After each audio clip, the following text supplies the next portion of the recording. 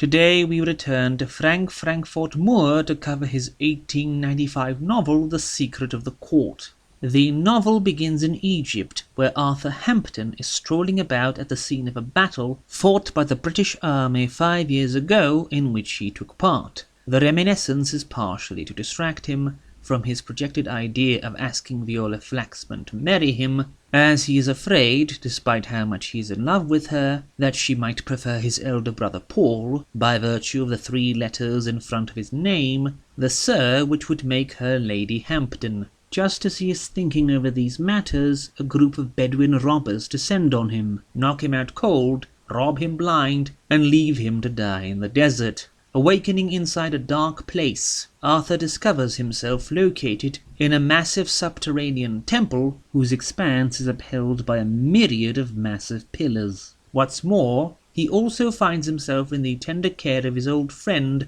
Rodney Sefton, who chanced upon him as he lay unconscious in the desert. Sefton's presence in Egypt is due to leading an archaeological examination of the temple, having devoted himself to Egyptology after his wife left him a note stating she was leaving him for one of his neighbours. Arthur had taken quite a beating during the fight, and so cannot possibly go to his planned interview with Viola at Cairo, and must be continuously ministered to by Sefton, who informs him he is in fact in the Temple of Hevot, a pre-ancient Egyptian devotion which still exists, with priests all over the modern world, and which apparently can be traced back to 8000 BC. The temple contains marvellously wrought inscriptions, but while observing some of them, Sefton leads Arthur down a flight of stairs to look at a huge pile of dead bodies. These all seem quite dead and marvellously mummified, but when Arthur makes his way back to the room later on, in order to catch the lone beam of sunlight that is to be found in this room thanks to a fissure in the wall, the rest of the temple being utterly beyond reach of the sun, he arrives at midnight to see the lot of the dead bodies rise up, start dancing and singing hymns.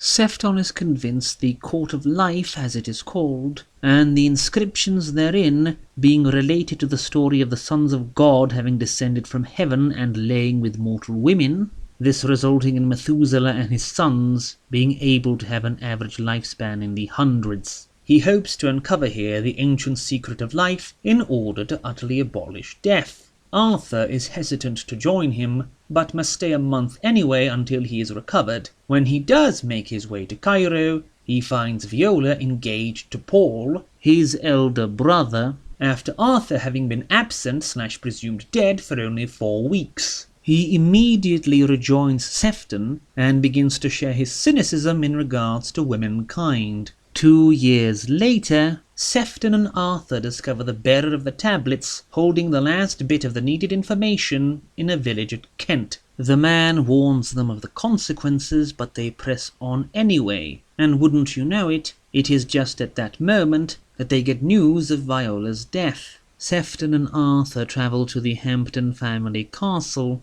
and do something which we never see, which results in the resurrection of Viola as 2 beings, an etheric emotional being and a soulless bodily form. But we only ever get that mentioned a single time, in passing and never really focused on, and it takes several dozen pages of several people accidentally glimpsing her, and a whole host of other very obvious hints, before we get it semi-confirmed, due to all the characters doing that thing where they endlessly go around in circles, just within sight of what is actually going on, but never actually catching on. Indeed, Viola's father thinks that Paul simply has a lover at the castle, and is very huffed up that he should dare to do so a mere 3 months after his wife's death. Meanwhile, Paul shuts himself up in the tower of the family castle, never seeing anyone and living the life of a recluse, which doesn't really help his case. At the same time, Arthur arrives to ask Viola's sister Grace to marry him, hoping it might end more favourably for him this time, and is forced to go to the castle to witness the thing he and Sefton had made, and the atmosphere of this part is actually very good at hinting without showing,